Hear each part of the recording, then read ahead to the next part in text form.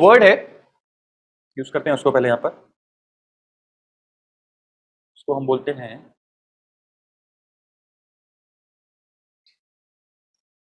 Embassy.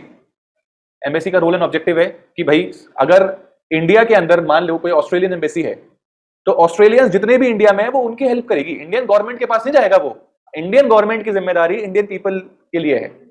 India ने एक Australian embassy बनाई, ऑस्ट्रेलियन को कोई भी दिक्कत आएगी तो वो इंडियन गवर्नमेंट में बाद में जाएगा, पहले अपनी एम्बेसी जाएगा। इंडिया ने इनको जगह दी थी तो उसमें ऑस्ट्रेलियन एम्बेसी बना दी, इंडिया जगह प्रोवाइड करता है उसके लिए। ओके, अभी मैं और माइक्रो लेवल पे जाऊंगा कॉन्सेप्ट के। अच्छा कॉन्सेप्ट है, समझिएगा, बहुत सारी चीजें क्लियर होंगी आपको, मूवीज की भी डिस्कशन करेंगे हम इसमें। ओके, फिर से अच्छा, इंडिया में इंडियन एम्बेसी की जरूरत है। अगर आपको कोई दिक्कत आती है तो आप इंडियन एम्बेसी जाओगे क्या इंडिया में? नो। यही अगर आप अमेरिका में होगे, अगर आपको अमेरिका में कोई दिक्कत आती है, वो बैग जो कभी नहीं खोना चाहिए, वो खो जाए। सुना है डायलॉग? नहीं? एक बैग, अगर आप बाहर जाते हो तो एक बैग होता है, वो कभी नहीं खोना चाहिए, उसमें पासपोर्ट वीजा वगैरह सब कुछ होता है, तो मूवीज में उसको इस तरीके से एक्सप्रेस करते हैं। मान लो उसमें कुछ हो जाए तो आप आप पुलिस स्टेशन जाओगे या फिर इंडियन एम्बेसी जाओगे, उस फॉरेन कंट्री में एम्बेसी जाओगे ना आप। किसको जानते हो? अपने लोगों को। आपके लोग ऑफिशियल्स कहां बैठे हैं? एम्बेसी के अंदर। आप वहां के पुलिस स्टेशन में जाओ ना जाओ, एम्बेसी जरूर जाओ। ठीक है, यहां तक क्लियर हुआ? पक्का? ओके, आगे बढ़ाते हैं स्टोरी, आगे बढ़ाते हैं स्टोरी। अभी हम कहां तक समझे? इंडिया के अंदर बहुत सारी कंट्रीज की एम्बेसीज हैं। अभी दिल्ली बहुत छोटा है बड़े मैप पर, अभी हम अज्यूम कर लेते हैं कि ये छोटी छोटी एम्बेसीज हैं। प्लीज दिल पे मत लेना कि सर दिल्ली इतना छोटा है तो इतनी बड़ी एम्बेसीज कैसी हो रही हैं। मोस्टली दिल्ली में ही है एम्बेसीज। इंडियन एम्बेसी कहां पे होगी दिल्ली में? होगी ही नहीं। Trick question, sir Indian embassy की कोई जरूरत ही नहीं है वहां पे होने की। अदर देन सारी एम्बेसीज दिल्ली में है, आई एम टेलिंग यू, ऐसा है। ओके ओके, फिर से आते हैं। क्या रेस्ट ऑफ द वर्ल्ड में इंडियन एम्बेसीज होंगी? यस और no? Yes, Indian embassy India में नहीं होगी, रेस्ट ऑफ द वर्ल्ड में होगी, यहां तो कोई डाउट? ओके, उन पे हम वापस से आएंगे। पहले पहले इंडिया के अंदर जो फॉरेन एम्बेसीज हैं उसकी स्टोरी समझते हैं। आपने एक मूवी क्या नाम था उसका, एयरलिफ्ट, देखिए? नहीं देखी? देखिए आप में से तो किसी ने देखिए, देखी? तो देखिए। ओके, जिसने देखी है वो बहुत इजीली रिलेट कर पाएगा, जिसने नहीं देखी है उसको मैं रिलेट कराने की कोशिश करता हूं। एयरलिफ्ट में क्या था कि वो कोई फॉरेन कंट्री में होता है हीरो, और उसके बाद कुवैत, जहां भी है कोई बात नहीं, तो वहां पे कुछ बहुत दिक्कतें आ जाती हैं। अच्छा, इंडियंस को वो इतना हर्ट नहीं करते, फिर भी कुछ इंडियंस को दिक्कतें आ जाती हैं, तो वो लोग भागते हैं अपनी जगह से, भागते हैं सब कुछ अपना घर परिवार छोड़ के। बढ़िया इंडस्ट्रियलिस्ट होता है अक्षय कुमार, छोड़ छाड़ के वो भागता है। कहां भागता है? इंडिया भागता है? नहीं। क्यों? इंडियन एम्बेसी, वो अपने यहां से चीजों को छोड़कर इंडियन एम्बेसी की तरफ भागता है। और जैसे ही वो मूवी के एंड में इंडियन एम्बेसी के गेट में एंटर होता है, उसको ऐसा लगता है मेरी जान बच गई। और वही इंडियन एम्बेसी में जब वो वहां पहुंचते हैं तो उसके बाद वो पूरा सिक्योर है, जस्ट एम्बेसी के बाहर गोली बारूद चल रहे हैं, बम फट रहे हैं, सब कुछ हो रहा है, वो जैसे एम्बेसी के अंदर आते हैं उनको लगता है कि बस अब हम पूरी तरीके से सेफ है। अभी इसके पीछे क्या है? इसके पीछे एक वर्ल्ड पॉलिटिक्स है, बहुत बड़ी पॉलिटिक्स ये है कि एम्बेसी क्या होती है।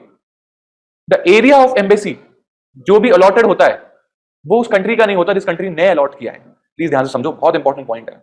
अगर इंडिया ने कुछ सपोज 15,000 स्क्वायर फीट का कोई एक एरिया अमेरिकन एम्बेसी को अलॉट कर दिया है, तो इंडिया की डोमेस्टिक टेरिटरी में वो 15,000 स्क्वायर फीट इंडिया नहीं है।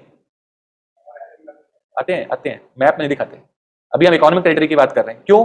क्योंकि वो जो लैंड एरिया है वो इंडिया के अंदर एक छोटा सा अमेरिका है। अगर कोई अमेरिकन उसके अंदर स्टेप इन कर जाए तो इंडियंस उसको अरेस्ट नहीं कर सकते, उसने कितना भी बड़ा क्राइम किया, नहीं कर सकते, जब तक वो कंट्री उसको हैंड ओवर नहीं करे इंडिया को और उस एरिया के बाहर तक ना छोड़ के आए।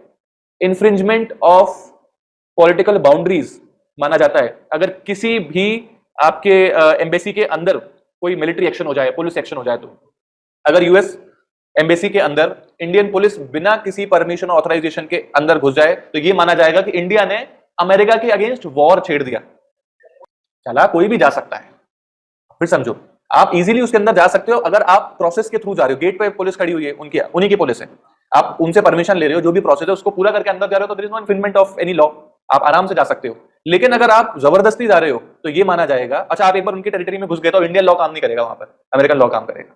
तो इट इज वेरी रिस्की। जहां एम्बेसीज की बात आती है वहां रिस्क बहुत ज्यादा है, क्योंकि वो एक इंडिया के अंदर छोटा अमेरिका, छोटा ऑस्ट्रेलिया, छोटा पाकिस्तान है। गेटिंग? फिर से आते हैं, तो what is an embassy? India की पॉलिटिकल डोमेस्टिक टेरिटरी जो है, इंडिया की जो पॉलिटिकल बाउंड्री, उसने छोटा सा एरिया किसी और कंट्री को अलॉट कर दिया है, और उस कंट्री जिसको अलॉट किया है वो एरिया उसी का हो गया, उसी के लोगों का।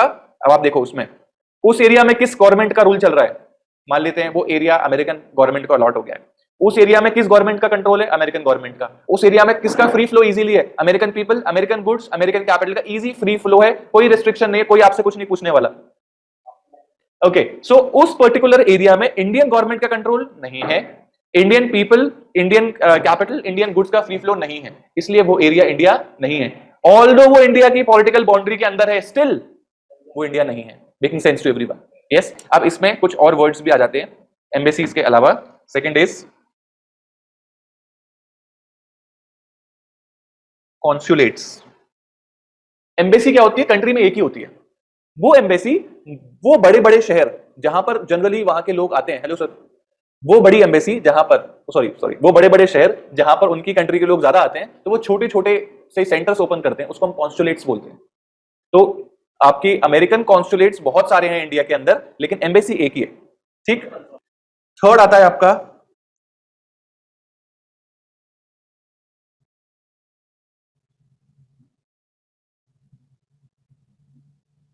मिलिट्री स्टैब्लिशमेंट इज, अगर इंडियन मिलिट्री ने कहीं पे स्टैब्लिशमेंट कर दिया after the due permission of that particular country, अब उस मिलिट्री स्टैब्लिशमेंट में उस कंट्री का कोई इन्फ्रिंजमेंट नहीं है, वो जितनी एरिया में वो स्टैब्लिशमेंट हो गया वो इंडिया है।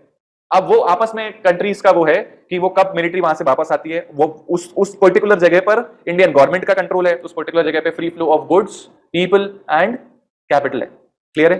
तो ये तीन चीजें अभी अभी बढ़ेंगी, अभी सिर्फ तीन चीजों को लेकर चलते हैं। ये तीन चीजें ऐसी हैं, नेक्स्ट स्लाइड में और इंक्रीज करेंगे, जिसको हम कंसीडर करते हैं defining domestic territory of India.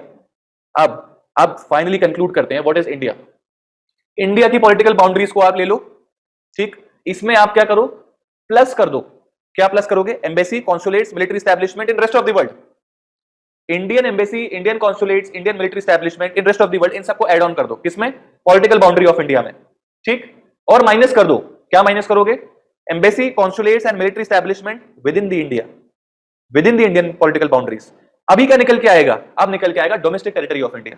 फिर से आते हैं, मैं इसको लिखवा भी दूंगा। What is domestic territory? Mathematically अगर हम समझे, सर ये इंडिया की पॉलिटिकल बाउंड्री, इसको हम ले लेते हैं, इसमें सर हम प्लस कर देते हैं रेस्ट ऑफ द वर्ल्ड में, जहां जहां इंडियन एम्बेसी है, इंडियन कॉन्सुलेट्स है, इंडियन मिलिट्री स्टैब्लिशमेंट है, उसको प्लस कर देते हैं। माइनस कर देते हैं सर इंडिया के वो पोर्शंस, पॉलिटिकल बाउंड्री के अंदर के वो पोर्शंस जहां पे फॉरेन एम्बेसी है, फॉरेन कॉन्सुलेट्स है, फॉरेन मिलिट्री स्टैब्लिशमेंट है। मिलिट्री स्टैब्लिशमेंट कहीं नहीं है तो वो हम जीरो मान लेंगे। इस तरीके से जो भी आपका आंसर आएगा वो हमारी डोमेस्टिक टेरिटरी होगी। क्लियर है? पक्का? इस पोर्शन को और लिख लेते हैं, वो चाहो तो आप नीचे की तरफ लिख लीजिएगा।